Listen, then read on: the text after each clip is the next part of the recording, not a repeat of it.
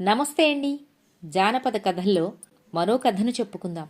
ఒకప్పుడు ఒక ఊళ్ళో ఒక పశువుల వ్యాపారి ఉండేవాడు. అతని భార్య ఒట్టి విర్రె వెంగాళమ్మ.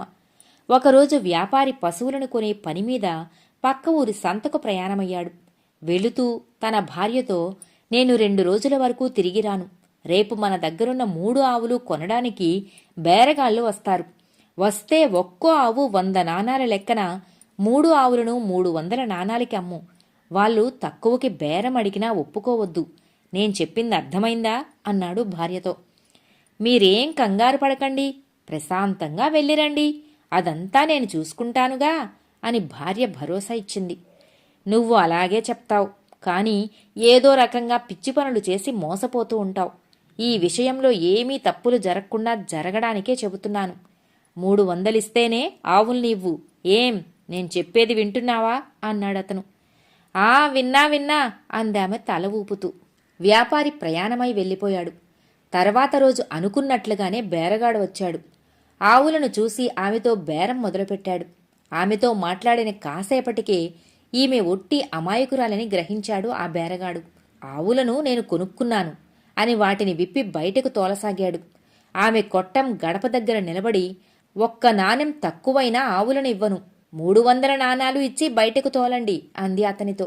దానికి ఆ బేరగాడు, డబ్బులు మూటలను తీసుకురావడం మర్చిపోయాను. సరే, ఒక పని చేద్దాం. ఒక ఆవును నీ దగ్గరే హామీగా వదిలి వెళతాను. ఇంటికి వెళ్ళి 300 నాణాలు తెచ్చి ఈ ఆవును విడిపించుకుపోతాను అన్నాడు. అది మరి, ఏమీ హామీ లేకపోతే ఎలా? అలాగే ఆ 3 ఆవుని అక్కడే ఉంచి వెళ్ళి డబ్బు పట్టుకురండి. డబ్బు చేతుల్లో పడ్డాకే ఆ ఆవును వదిలేది అంది ఆమె. అతను ఒక ఆవును మర్యాదగా అక్కడే కట్టేసి 2 ఆవులని తోలుకొని వెళ్ళిపోయాడు. 3వ రోజు భర్త రాగానే తాను చేసిన ఘనకార్యాన్ని భర్తతో సంతోషంగా చెప్పింది. వ్యాపారికి నవ్వాలో ఏడవాలో తెలియలేదు. కోపం ముంచుకుని వచ్చింది. కోపంతో, చిచి, నీకంటే తెలివి తక్కువ మనిషి ఈ లోకంలో ఉండరు. ఇక నిన్ను నేను భరించలేను.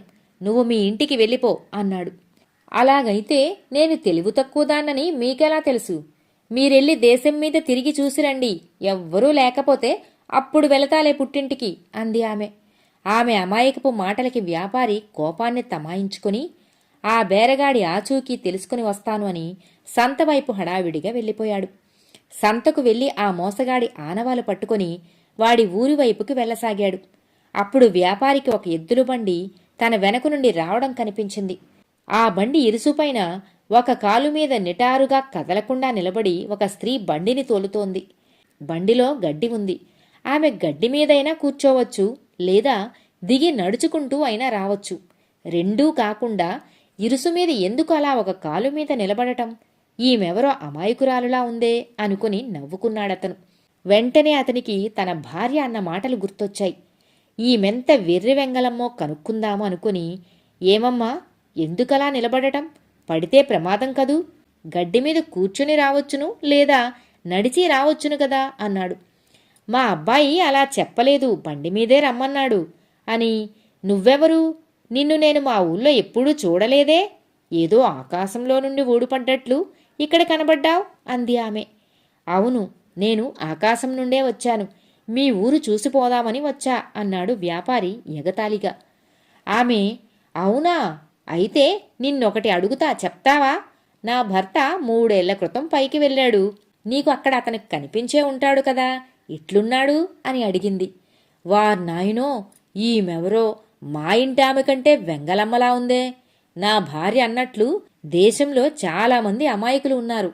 ఈమె ఎంత అమాయకురాలో చూద్దాం అనుకుని, అమ్మా, నీ భర్తని చూశాను. పాపం, అక్కడ గొర్రెలు కాచే పని. అవేమో ఒకచోట నిలవకుండా కొండ కోన గుట్టలు మిట్టలు అన్నీ తిరుగుతున్నాయి. వాటి వెంబడి తిరగలేక మీ ఆయన నానా అవస్థలు పడుతున్నాడు. గుడ్డలు కూడా పీలికలైపోయాయి అన్నాడు. అయ్యో, మాకు ఆ విషయం ఏం తెలుస్తుంది? మొన్న సంక్రాంతి పండక్కి బట్టలు కూడా పెట్టుకున్నామే, వచ్చి తీసుకుపోకూడదా అని యాష్టపడిపోయి, ఇక్కడే ఉండండి, ఇంటికి పోయి గుడ్డలు తెచ్చిస్తాను అని వేడుకుంది ఆమె. వ్యాపారికి నవ్వు ఆగడం లేదు. ఆమెను ఇంకా పరీక్షించాలనుకుని, అది వీలుపడదు. ఆకాశానికి ఒక పెద్ద ద్వారం ఉంటుంది. ఆ ద్వారంలో ఉండే ద్వారపాలకుడికి లంచమిస్తే కాని ఆ గుడ్డలని తీసుకుని పోనివ్వడు అన్నాడు. అలాగేలే, ఇస్తే సరి. నిన్ననే మా అబ్బాయి ధాన్యం అమ్మి డబ్బు తెచ్చి ఇనప్పెట్టెలో పెట్టాడు. గుడ్డలు డబ్బులు తెచ్చి ఇస్తాను, కాసేపు ఆగండి అని బండిని ఇంటికి తోలుకెళ్ళింది ఆమె. వ్యాపారి అక్కడే ఆగిపోయాడు. కాసేపటికి గుడ్డలు పైకం తీసుకుని అక్కడికి వచ్చింది ఆమె. ఈమె తన భార్య కంటే అమాయకురాలని గ్రహించిన వ్యాపారి, ఒక్కసారి మీ అబ్బాయిని చూసి వెళతానమ్మా అని ఆమెతో కలిసి ఆమె ఇంటికి వెళ్ళాడు. ఆమె కొడుక్కి జరిగినదంతా చెప్పి ఆమె ఇచ్చిన డబ్బులు గుడ్డలు అతనికి ఇచ్చేశాడు. ఆ యువకుడు వ్యాపారికి అనేక కృతజ్ఞతలు చెప్పుకుని, మీరెవరు, ఏం పని మీద వచ్చారు అని అడిగాడు.